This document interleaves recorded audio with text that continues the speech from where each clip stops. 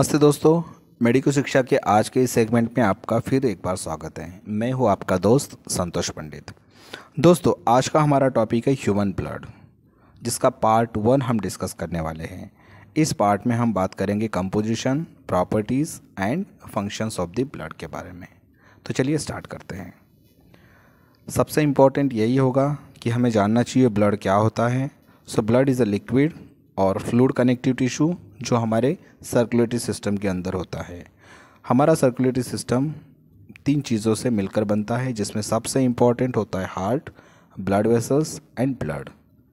जब भी blood vessels में फ़्लो करता है तो वो साथ में हमेशा ऑक्सीजन एंड न्यूट्रिशनल सब्सटेंसेस को ट्रांसपोर्ट करता है, सप्लाई करता है to the various cells in the body.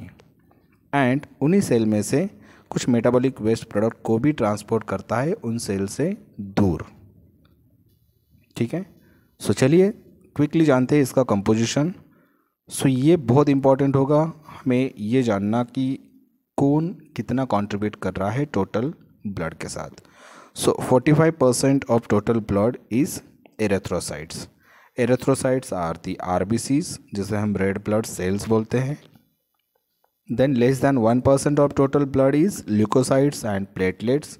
दोनों को मिला के बफी कोड भी बोला जाता है, जिसमें ल्यूकोसाइट्स होती है white blood sales and platelets होती है thrombocytes. So plasma is a 55% of total blood.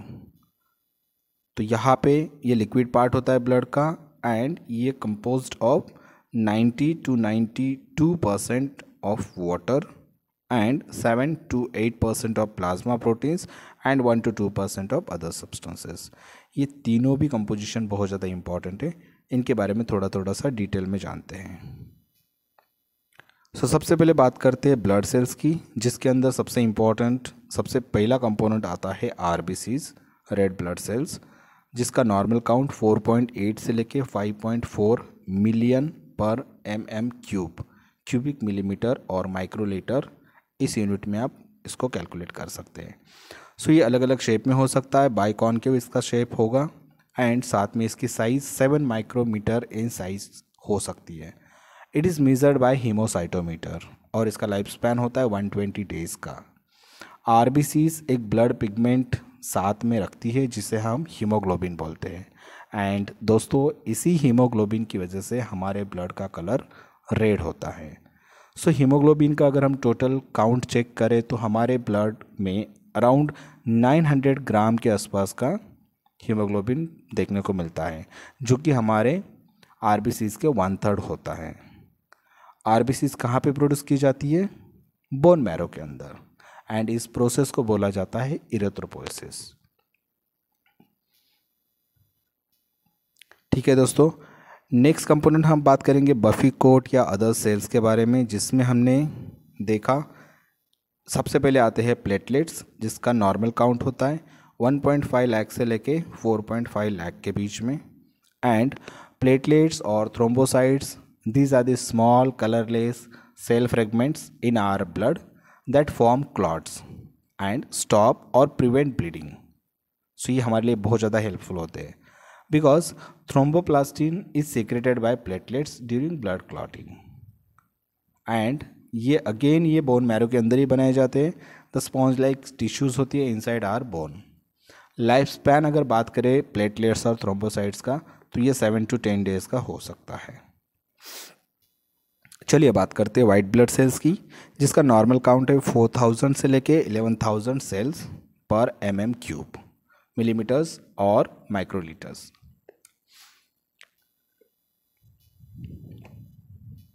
सो डब्ल्यूबीसीज में सबसे पहले ल्यूकोसाइट्स, वाइट ब्लड सेल्स।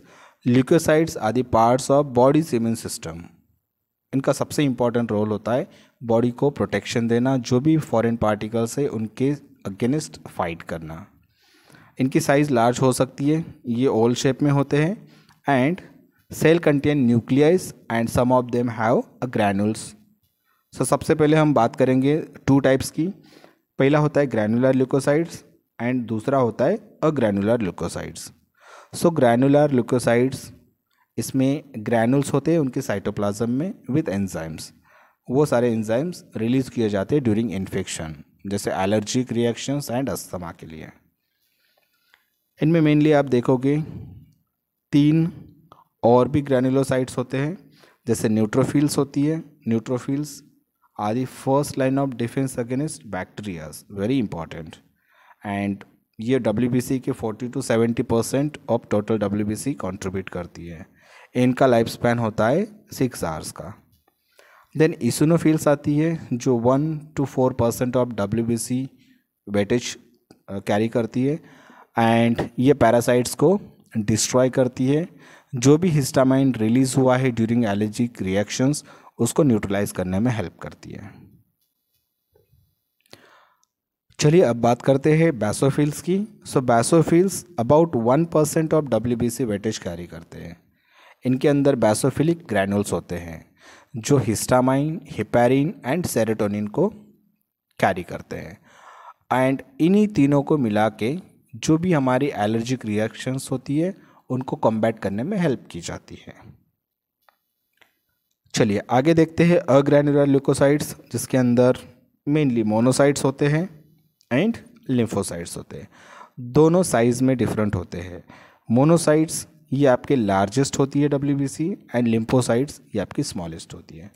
इनका काम होता है बेसिकली बॉडी को सपोर्ट करना, बॉडी की एक डिफेंस मैकेनिज्म को एक्टिवेट बना के रखना, एंड जब भी कोई फॉरेन पार्टिकल्स आते तो उनको अटैक करके ख़त्म कर देना। ओके दोस्तों, चलिए आगे। एंड अब बात करेंगे प्लाज्मा का। सो plasma is 55% of total blood. हमने बात की थी इसके अंदर लिक्विड ब्लड होता है जो कंपोस्ट होता है of around 90 to 92% of water, 7 to 8% of plasma proteins and 1 to 2% of other substances such as glucose, amino acids, then electrolytes, ammonia, enzymes, hormones, vitamins etcetera. Plasma एक translucent, yellowish, little viscous when कॉन्फ्रीज एक substance होता है, जिसकी normal range की अगर हम बात करें तो 60 to 80 ग्राम पर डेसीलीटर ऑफ ब्लड होता है। प्लाज्मा प्रोटीन्स भी होते हैं जो अराउंड 7 to 8% होते हैं, एंड 1 to 2% अदर सब्सटेंस होते हैं। सो इनमें से प्लाज्मा प्रोटीन्स मेनली हेल्प करते हैं to maintain osmotic pressure, blood coagulation को मेंटेन करना, विस्कोसिटी को मेंटेन करना, ब्लड प्रेशर को मेंटेन करना, डिफेंस एक्शन देना, एंड गैसेस का ट्रांसपोर्टेशन देखना। साथ में लीवर बहुत ज़्यादा हेल्प करता है प्रोडक्शन के लिए। About 30 gram of plasma proteins दिए जाते हैं लीवर से, एंड इनमें से सबसे इम्पॉर्टेंट होते हैं एल्बुमिन जो 58 to 60% होते हैं। इनका मेन फंक्शन होता है प्लाज्मा ऑस्मेटिक प्रेशर को मेंटेन करा के रखना। देन ग्लोबुलिन आते हैं 36 to 38%, एंड इनका इम्पॉर्टेंट रोल होता है इम्यूनोग्लोबुलिन के लिए। The most important globulin is gamma globulin. Then आते हैं फाइब्रिनोजन जो 3 to 4% कंट्रीब्यूट करते हैं, एंड इनका सबसे इम्पॉर्टेंट काम होता है ब्लड क्लॉटिंग में हेल्प करना। तो चलिए बात करते हैं इसके अदर सब्सटेंसेस की, जिसके अंदर मेनली इलेक्ट्रोलाइट्स आते हैं। सो इलेक्ट्रोलाइट्स में सबसे पहला सोडियम की बात करें, सोडियम जो एक एटॉमिक नंबर जिसका 11 है। देन आता है पोटेशियम, पोटेशियम का एटॉमिक नंबर 19 है। देन आता है chlorine with atomic number 17। Then आता है calcium with atomic number 20, and hydrogen carbonate और बाइकार्बोनेट, जिसके अंदर एक सेंटर में एक कार्बन होगा एंड उसके सराउंडिंग 3 ऑक्सीजन मॉलिक्यूल्स होंगे, एंड तीनों में से किसी एक ऑक्सीजन मॉलिक्यूल्स पे हाइड्रोजन एटम अटैच होंगे, राइट। देन न्यूट्रिएंट्स आप इसके अंदर देख सकते हो, glucose, amino acid, fatty acid, vitamins and minerals. These are very important nutrients for our life. Gases में oxygen, carbon dioxide and nitrogen, and waste product होता है जैसे urea, uric acid and creatinine. So ये सब कुछ आपके plasma के अंदर होता है, जिसका टोटल परसेंटेज अगर हम देखें तो 55% ऑफ टोटल ब्लड इतना हो सकता है। अब बात करते हैं ब्लड की प्रॉपर्टीज़ की। सो ब्लड का टोटल अमाउंट 7 to 9% हो सकता है total body weight. It is again depends on body weight and size. Volume 5 to 6 litre होगा अप्रॉक्स. विस्कोसिटी, विस्कोसिटी मतलब फ्लूइड्स रेजिस्टेंस टू फ्लो, कितना थिक है कितना थीन है ये सब दिखाती है viscosity. So it is around 3.5 से लेके 5.5 and it is up more than water basically. Specific gravity is 0.45 to 1.065 के बीच में होगी. पीएच 3.3 से लेके 7.4 के बीच में होगी, जो नेचर के हिसाब से स्लाइटली अल्कलाइन होगी. बात करें ऑस्मेटिक प्रेशर की तो यहाँ पे 25 मिलीमीटर्स ऑफ मर्क्यूरी ये इसका ऑस्मेटिक प्रेशर है. कलर रेड, क्यों? Due to haemoglobin. And temperature की बात करें तो 38 डिग्री सेल्सियस. फ़ारेनहीट में बात करें तो 100.4 फ़ारेनहीट, मतलब हमारे बॉडी से भी 1 डिग्री सेल्सियस ज़्यादा टेम्परेचर होती है. फ्रेंड्स, अभी हम वीडियो के लास्ट सेगमेंट में हैं जहाँ पे हम बात करेंगे ब्लड के फंक्शंस की. तो सबसे पहले बात करेंगे ट्रांसपोर्टेशन. सो ब्लड हेल्प करता है ऑक्सीजन को लंग्स से लेकर बॉडी टिश्यू तक पहुंचाने के लिए एंड साथ में कार्बन डाइऑक्साइड को टिश्यू से लेकर लंग्स तक पहुंचाने के लिए.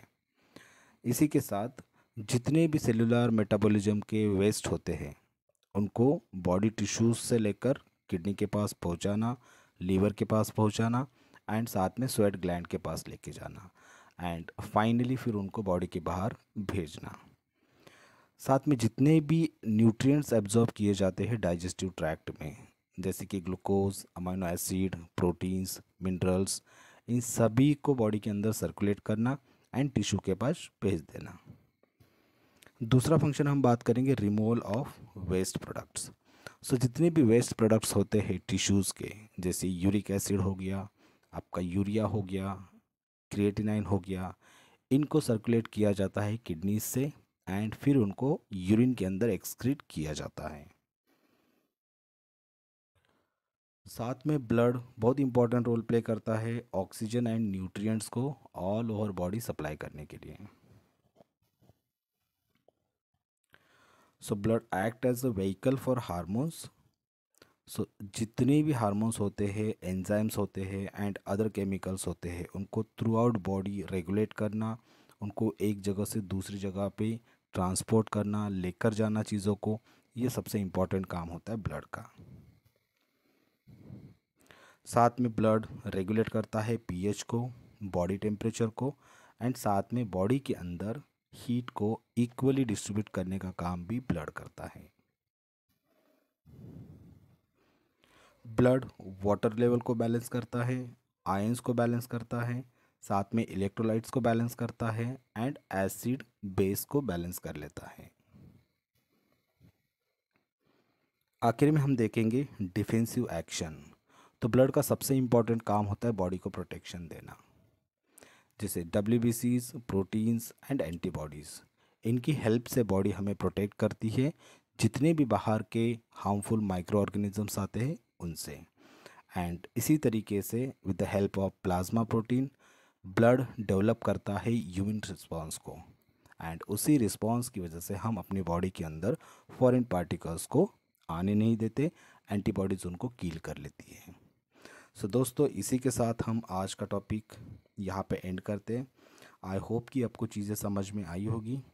ये ह्यूमन ब्लड का पार्ट 1 था. जल्दी हम पार्ट 2 लेके आएंगे आपके लिए. तब तक बने रहिए. Thank you so much.